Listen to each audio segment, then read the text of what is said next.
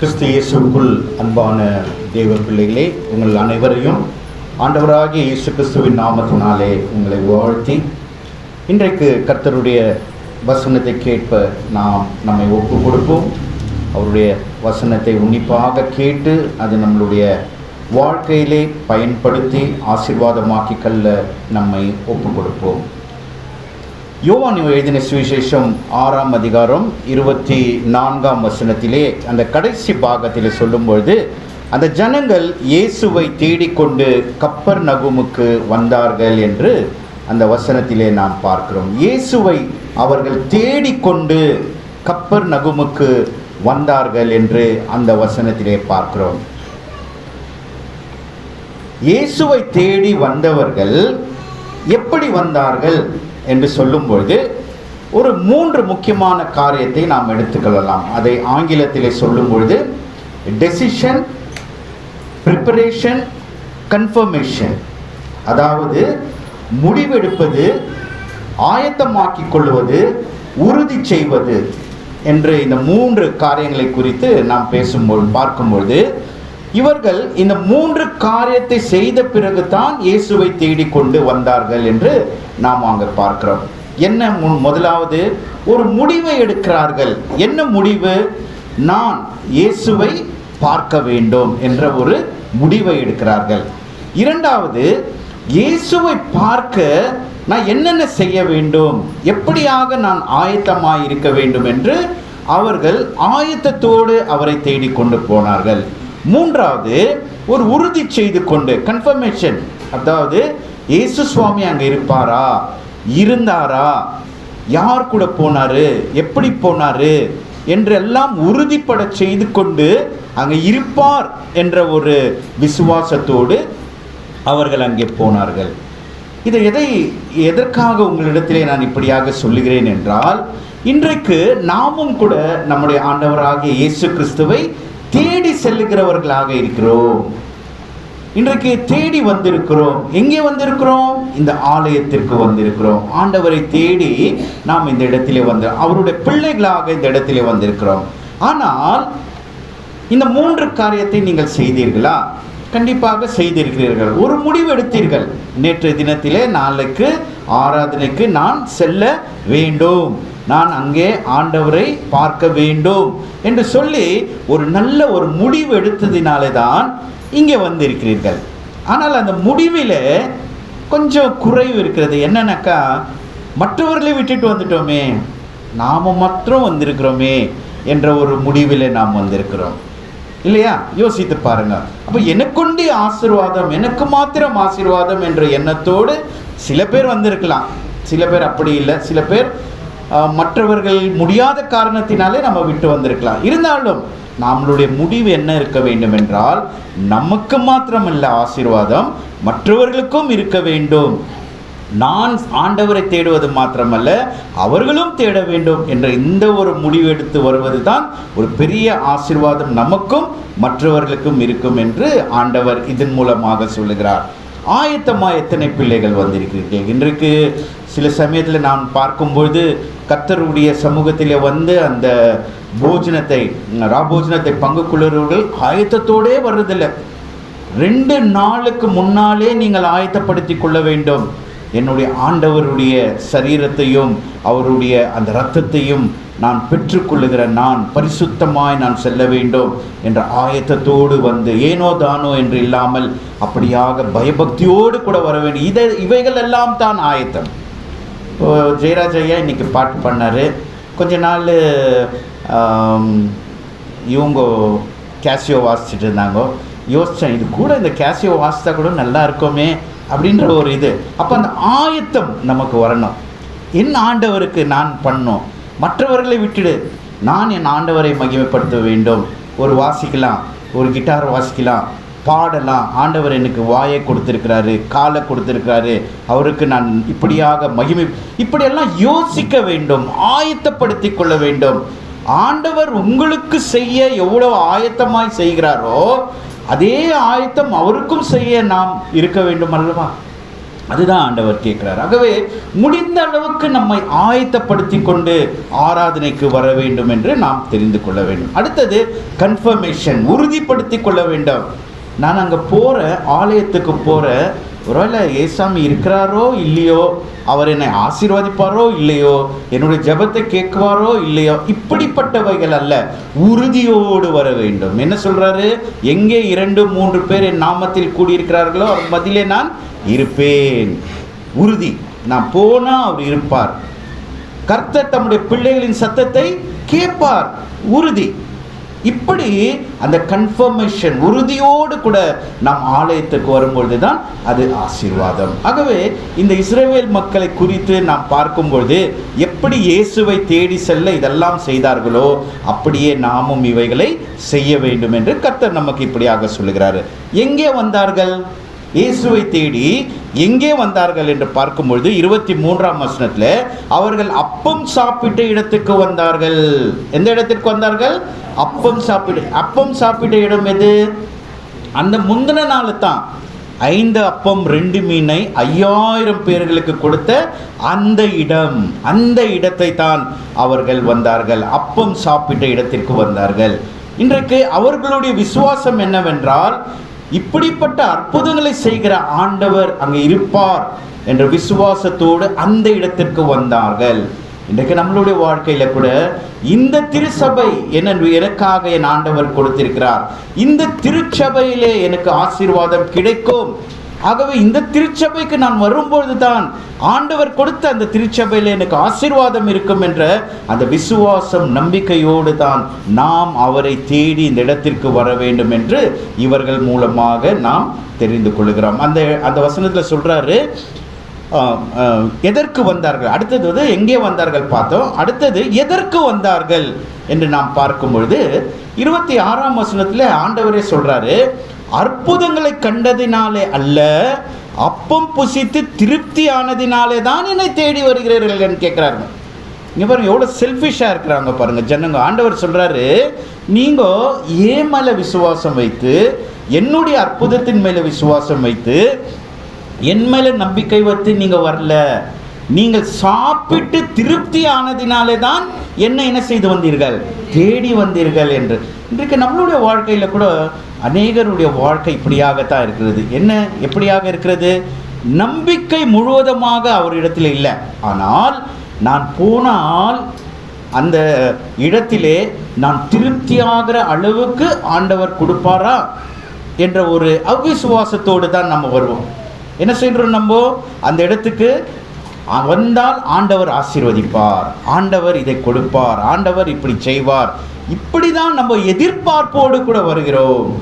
இதுதான் வேண்டான்னு ஆண்டவரே சொல்றாரு. நீ ஏன் மேல நம்பிக்கை வைத்து வா, நீ திருப்தி ஆவதற்கு நீ வராதே, மற்ற காரியங்களுக்கு கூட நீ என்னை நோக்கி கொண்டு நீ என்னை தேடி வர வேண்டும் என்று கூட ஆண்டவர் இப்படியாக சொல்றார். அப்போ இதற்கு ஒரு அறிவுரையும் சொல்றாரு ஆண்டவர். என்ன ஒரு அறிவுரை சொல்றாரு என்று நாம் பார்க்கும்பொழுது 27ஆம் வசனத்தில் அழிந்து போகிற போஜனத்திற்கு அல்ல, நிலை நிற்கிற போஜனத்திற்காகவே நீங்கள் கிரியை செய்யுங்களாம். அப்படி என்றால் இப்போ நம்ம 2வது வாரத்தில் யூஸ்வலாக நம்ம என்ன பண்ணுவோம், கொஞ்சம் சாப்பாடு கொடுப்போம். எதற்காக கொடுப்போம்னா, தேவனுடைய போஜனத்தையும் பெற்றுக்கொள்வோம், சரீரத்துக்கான போஜனத்தையும் பெற்றுக்கொள்வோம் என்ற ஒரு நல்ல எண்ணத்தோடு அதை செய்து வந்தோம். முடியாத காரணத்தினாலே நாம் நிறுத்திவிட்டோம். இதில் என்ன பார்க்கிறோம் என்றால், வெறும் அந்த சரீரத்துக்கான அந்த ஒரு உணவுக்காக வந்தால் அது அழிந்து போகிறது. ஆனால் நிலை நிற்கிற இந்த சத்தியத்தின் போஜனத்திற்காக நாம் வருவோமானால் அது எப்படியாக இருக்கிறதா, கடவுளுக்கு ஏற்ற ஒரு கிரியையாக இருக்கிறது என்று ஆண்டவராகிய இயேசுவே நமக்கு இப்படியாக சொல்லுகிறவராக இருக்கிறார். ஆக இந்த நிலை நிற்கிற போஜனத்தை கொடுப்பவர் யார் உங்களுக்கு இந்த நிலை நிற்கிற போஜனத்தை கொடுப்பார்கள் என்று பார்க்கும்பொழுது 27ஆம் வசனத்தில் மனுஷகுமாரன் கொடுப்பார்.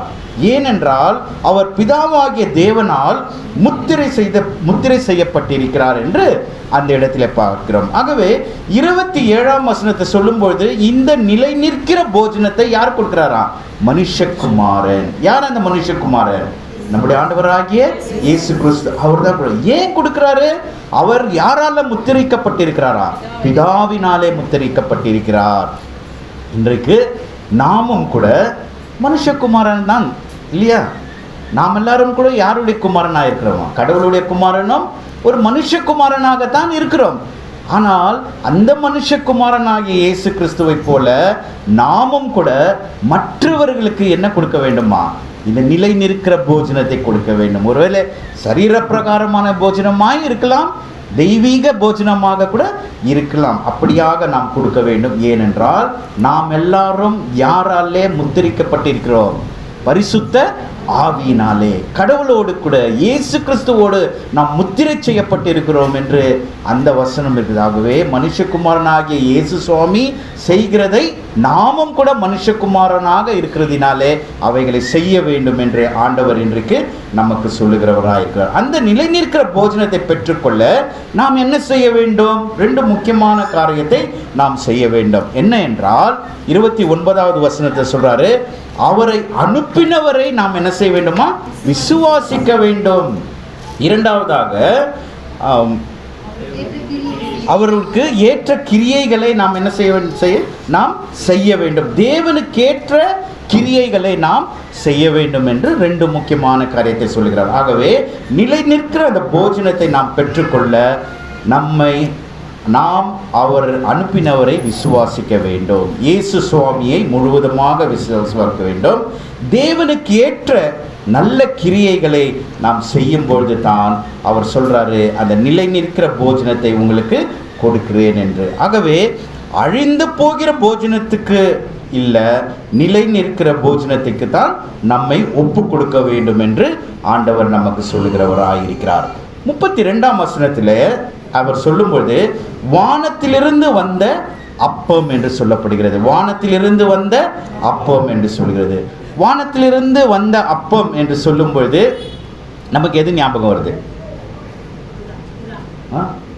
வானத்திலிருந்து வந்த அப்பம், வானத்திலிருந்து வந்த புறா அல்ல, வானத்திலிருந்து வந்த அப்பம் என்று நாம் கேட்டவுடனே நமக்கு ஞாபகத்தில் வருது மன்னா. என்ன? மன்னா. ஆண்டவர் கொடுத்த அப்பம் அதுதான் மன்னா. அவர்கள் என்ன செய்தார்கள்? இங்கே எங்களுக்கு சாப்பிட இல்லை என்று சொல்லும் பொழுது அவர் மன்னாவை கொடுத்தார். அது எங்கிருந்து வந்தது? வானத்திலிருந்து அது வந்தது என்று பார்க்கிறோம். அங்கே பாருங்க, அந்த மன்னாவுடைய ஒரு வித்தியாசத்தை நாம் பார்க்கும்பொழுது ஆண்டவர் மன்னாவை கொடுத்தார் இல்லைங்களா? மன்னாவை அவர் கொடுத்தார். மன்னாவை எடுத்து அப்படியே சாப்பிட்டார்களா? மன்னாவை எடுத்து அப்படியே சாப்பிட்டார்களா? இல்லை, அதற்கு எவ்வளவோ வேலைகள். அவர்கள் என்ன செய்ய வேண்டும்? அதை போய் சேர்க்க வேண்டும், அதை அரைக்க வேண்டும், அதை பிசைய வேண்டும். அந்த நாளுக்கு மாத்திரம் அவர்களுக்கு வேண்டியதை அவர்கள் அதை சுட்டு சாப்பிட வேண்டும். அவர்கள் தங்களுடைய கிரியையை செய்ய வேண்டும், எஃபர்ட்ஸ் போடணும். அப்படியே மன்னாவை எடுத்து சாப்பிட முடியாது. ஆனால் 33ஆம் வசனத்தில் பார்க்கும்போது வானத்திலிருந்து உலகத்திற்கு ஜீவனை கொடுத்த அப்பம் யாரு? இயேசு சுவாமி. அந்த அப்பத்தை விட்டுடுங்க, அந்த மன்னா என்ற அப்பத்தை விட்டுடுங்க. இன்னொரு அப்பத்தையும் கொடுத்தார் ஆண்டவர். யார் அவர்? நம்மளுடைய ஆண்டவராகிய இயேசு கிறிஸ்து. அவர் சொல்லும்பொழுது அவர் தான் ஜீவ அப்பம்.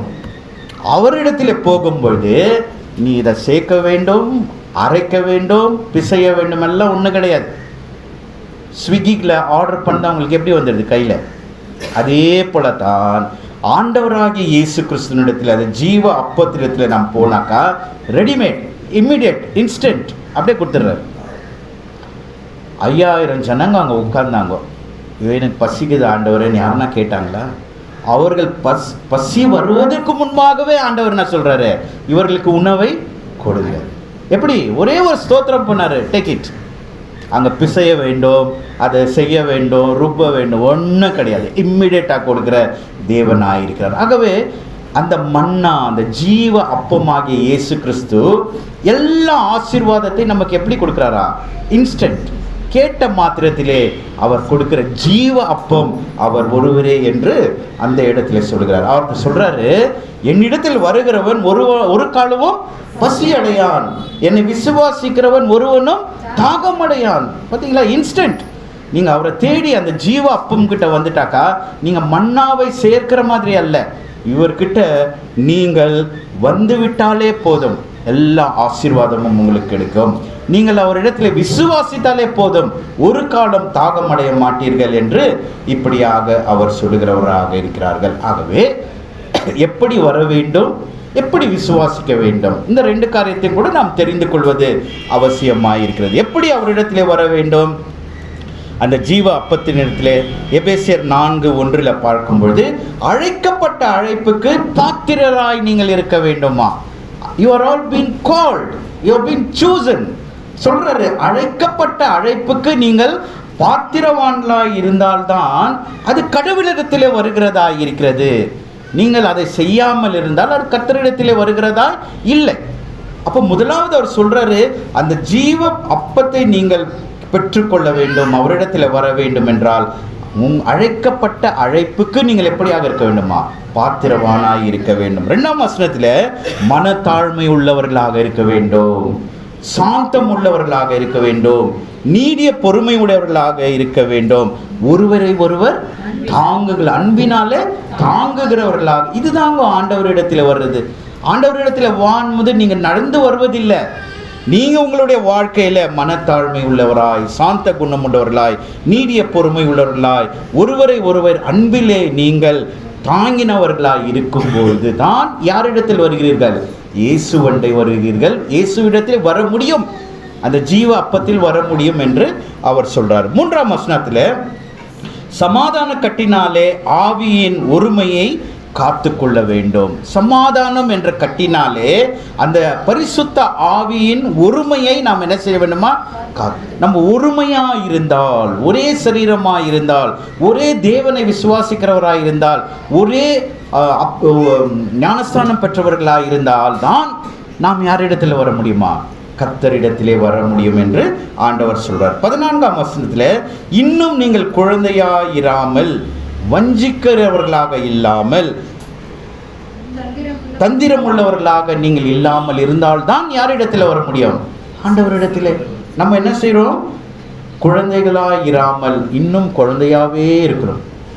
வெறும் யாருன்னா ஆண்டவர் வசனத்தை சொல்லிட்டா போதும், நான் சர்ச்சுக்கு இப்படி போயிட்டு வந்துட்டா போதும், இப்படி குழந்தையாயிராமல், இன்னும் ஸ்பூன் ஃபீடிங் இல்லாமல், நாமே பெரியவர்களாகி நாம் செய்கிற அளவுக்கு, நாமே எல்லாவற்றையும் செய்கிற அளவுக்கு நம்மை ஒப்பு கொடுக்கும் பொழுது தான் ஆண்டவர் சொல்றாரு, நீங்கள் என்னிடத்தில் வந்தவர்களாக இருப்பீர்கள். நம்ம என்ன செய்கிறோம்? ஒரு பக்கத்தில் நல்லவர்களாக செய்கிறோம், ஆனால் உள்ள வஞ்சிக்கிறவர்களாக, ரொம்ப நல்லவர்களாக காட்டிக்குவோம், ஆனால் உள்ள தந்திரம் உள்ளவர்களாக, ஏமாற்றுகளாக, இப்படியெல்லாம் நீங்கள் இருக்காதீர்கள். இருந்தீர்களானால் இயேசுவினிடத்திலே, ஜீவ ஒப்பத்தினிடத்திலே வர முடியாது என்று ஆண்டவர் சொல்லுகிறார். 15ஆம் வசனத்திலே, அன்புடன் சத்தியத்தை நாம் என்ன செய்ய வேண்டுமா? கை கொள்ள வேண்டும். அவருடைய சத்தியத்தை அன்போடு நாம் கை கொண்டால்தான் அவரிடத்திலே நாம் வர முடியும் என்று ஆண்டவர் இப்படியாக சொல்லுகிறார். 2வது என்ன சொன்ன? ஒன்று வருவது, இன்னொன்று விசுவாசம் வைப்பது. என்னது? என்ன அந்த வசனம் என்ன சொல்லுகிறது?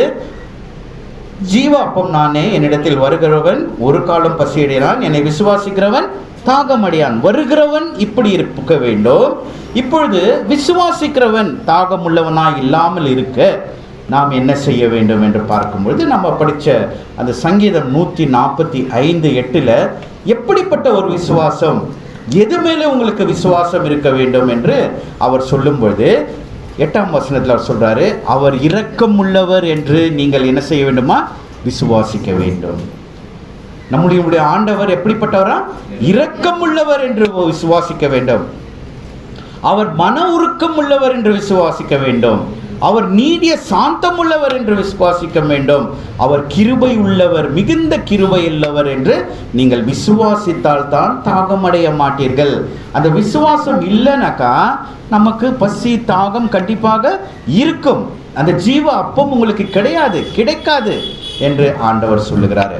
9வது வசனத்தில், அவர் தயவுள்ளவர். அவர் எப்படிப்பட்ட தேவனாயிருக்கிறாரு?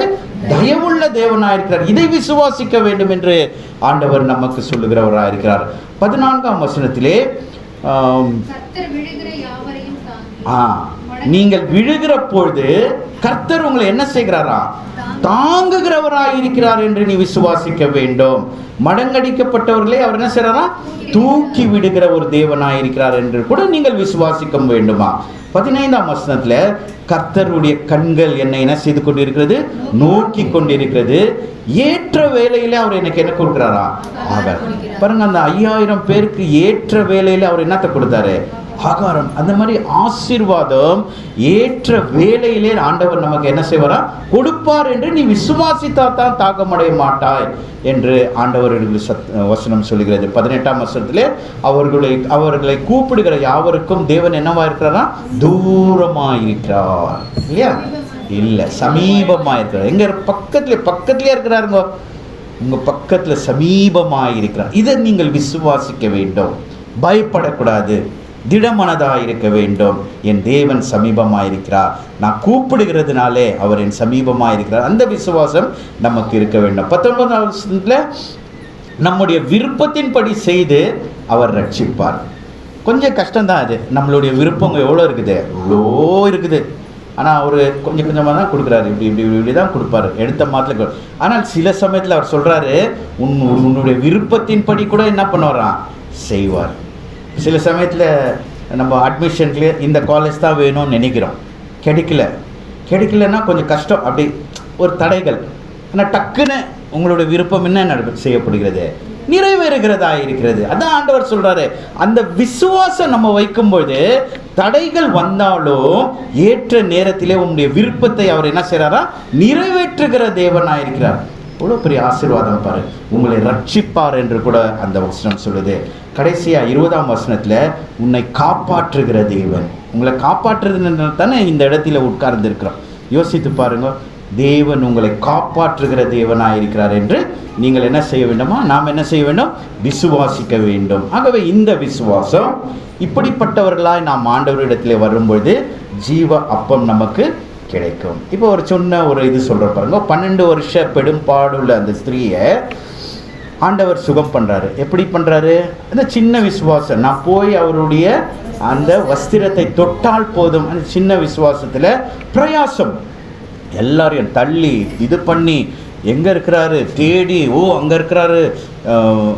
அவருடைய வஸ்திரம் மேலே தொட்டுட்டாரா கீழே தொட்டாங்கன்னா நமக்கு தெரியல, அது எழுதப்படவில்லை. ஒருவேளை கீழே அவருடைய வஸ்திரத்தை தொட்டு இருக்கணும்னா என்ன பண்ணியிருக்கிறோம்? கீழே குனிஞ்சி எல்லா காலுக்குள்ளே போய் தள்ளி எவ்வளோ ஒரு கஷ்டப்பட்டிருப்பாங்க பாருங்க அந்த வஸ்திரத்தை தொடுவதற்கு. அப்படி செய்ததினால தான் ஆண்டவர் சொல்றாரு மார்க் 5:34, உன் விசுவாசம் உன்னை ரட்சித்தது, நீ சமாதானத்தோட போ, உன் வேதனை நீங்கி போயிட்டு, நீ என்னப்பாயிரு? சுகமாயிரு. எவ்வளோ எத்தனை 4 ஆசீர்வாதம். அவங்க போனது சுகத்துக்காக தான் போனாங்க. ஆனால் அவர் ரட்சிக்கப்பட்டார், சமாதானம் கிடைத்தது, வேதனை நீங்கி போனது, அவருக்கு என்ன வந்தது? சுகம் கிடைத்தது. இப்போது அவங்க அந்த வஸ்திரத்தை தொட்டதினாலே அவங்களுக்கு அந்த ஆசீர்வாதம். இப்போ நமக்கு கூட அந்த 4 ஆசீர்வாதம் வேணும் இல்லை? ரட்சிப்பு வேணும், நமக்கு சமாதானம் வேணும், வேதனையெல்லாம் நீங்கள் போகணும், நம்ம சுகமாக இருக்கணும்னாக்கா நம்ம யாரை தொடணும்? அவர் வஸ்திரத்தை வேண்டாம், அவரை தொட்டால் போதும்னு. அது முடிகிற காரியமா? என்ன சொல்கிறாங்க சில பேர், என்ன சொல்லுவாங்க தெரியுங்களா? நீ இயேசுவை தொட வேண்டும்னா இயேசுவை தொட முடியாது, ஆனால் அவருடைய இருதயத்தை நீ தொடலாம். அவருடைய இருதயத்தை நீ தொடலாம். எப்படி தொடலாம்? உன்னுடைய நல்ல செய்கைகளின் நிமித்தமாக, உன்னுடைய பரிசுத்தத்தினாலே நீ யாருடைய இருதயத்தை தொட முடியுமா? இயேசு சுவாமியுடைய இருதயம். ஆனால் அவரை தொட முடியாது, ஏன்னா அவர் இங்கே இல்லை, நம்மோடு கூட இல்லை, அதால் முடியாது. ஆனால் நமக்குள்ள ஒரு கேள்வி, இப்போ நான் ரட்சிக்கப்பட வேண்டும் என்றால், சமாதானத்தோடு போய் வர வேண்டும் என்றால், வேதனை நீங்க வேண்டும் என்றால், சுகமாக இருக்க வேண்டும்னா ஏசாமியை தொடணும்னு எனக்கு ஒரு ஆசை. எப்படியாவது அவரை தொடணும்னு ஆசை. எத்தனை பேருக்கு அந்த ஆசை உங்களுக்கு இருக்குது? கை தூக்கணும். ஆண்டவரை நான் தொடணும்னு. சில பேர் தூக்கல, அவங்க மனதில் என்ன இருக்குது தெரியல எனக்கு. ஓகே, அப்போ நீங்கள் தான் இன்னும் ஆண்டவராகி இயேசு கிறிஸ்துவை தொடலை இல்லையா? தொடலை. ஆண்டவர் என்ன சொல்கிறாரு? இதை வாங்கி புசியுங்கள், இது என்னுடைய சரீரமாயிருக்கிறது, என்னை நினைவு கூறும்படி இதை செய்யுங்கள். அப்போ இங்கே அந்த அப்பத்தை நீங்கள் வாங்கும்போது நீங்கள் அவரை யாரை தொட்டீங்க? ஏசாமியை தானே தொட்டீங்க. அப்போ இவ்வளோ நாள் நீங்கள் தொடலையா? இவ்வளோ நாள் தொட்டீங்க இல்லைங்களா? இப்போ நீங்கள் இந்த இடத்திலே ரட்சிக்கப்பட்டவர்களாய், இந்த இடத்துல சமாதானம் உள்ளவர்களாய், இந்த இடத்துல வேதனைகள் இருக்கலாம், இருந்தாலும் நீங்கினவராய் சுகமாய் உட்காந்து இருக்கிறீங்களே. ஏன்? நீங்கள் யாரை தொட்டிருக்கீங்க? இயேசு சுவாமியோட சரீரத்தை தொட்டீங்க.